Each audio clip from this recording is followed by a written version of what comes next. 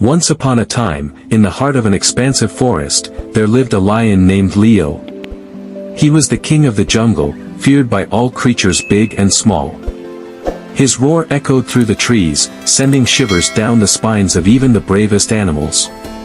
However, despite his fearsome reputation, Leo ruled with fairness and justice, always striving to maintain peace among the inhabitants of his realm. In a cozy burrow nestled beneath the roots of a towering oak tree, there dwelled a little hare named Hare. Unlike Leo, Hare was not known for his strength or ferocity. Instead, he was admired for his quick wit and boundless energy. Though small in stature, he possessed a heart as brave as any lion's. One sunny morning, as Hare was frolicking amidst the wildflowers, he stumbled upon a group of animals gathered around a notice board. Curious, he hopped closer to see what had captured their attention. "What's going on?" Hare asked, his ears perked with interest.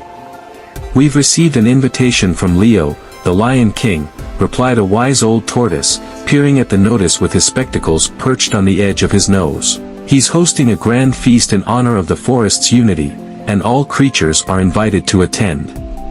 Excited chatter erupted among the animals as they discussed the upcoming event.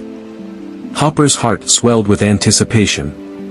He had always admired Leo from afar and dreamed of meeting the majestic lion in person. As the day of the feast drew near, Hare could hardly contain his excitement.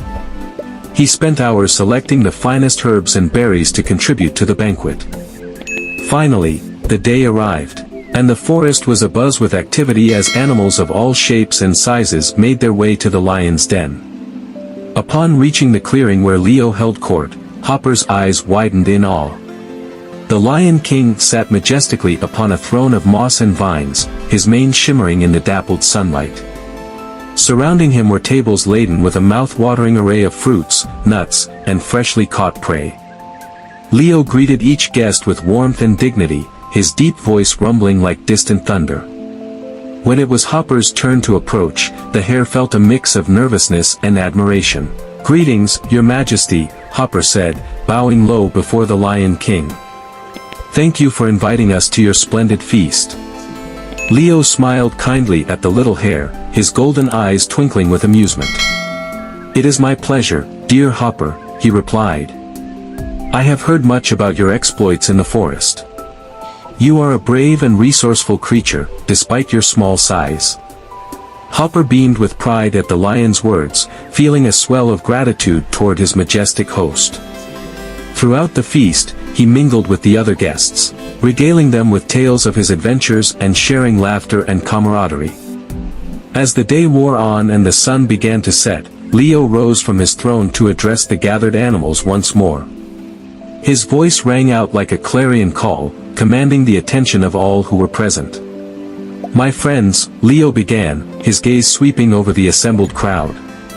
"Today, we have come together to celebrate the unity and harmony of our forest home. But let us not forget that unity is not just about sharing food and laughter. It is about standing together in times of need, supporting one another through thick and thin." At Leo's words, a hush fell over the gathering, and Hare felt a pang of solemnity in his heart. He knew that the Lion King spoke the truth. In the vast tapestry of the forest, each creature played a vital role, and it was only by working together that they could ensure its continued prosperity. "As we feast and make merry tonight, let us also pledge to uphold the bonds of friendship and cooperation that unite us," Leo continued, his voice ringing with conviction. "For it is only by standing together as one that we can overcome any obstacle that may come our way." With a resounding cheer, the animals raised their voices in agreement, their spirits buoyed by Leo's words of wisdom. As the feast drew to a close and the guests began to depart, Hare felt a sense of fulfillment wash over him. Though he was but a humble hare, he knew that he had a part to play in the grand tapestry of the forest. And as he hopped back to his burrow beneath the oak tree, he carried with him a newfound sense of purpose and belonging.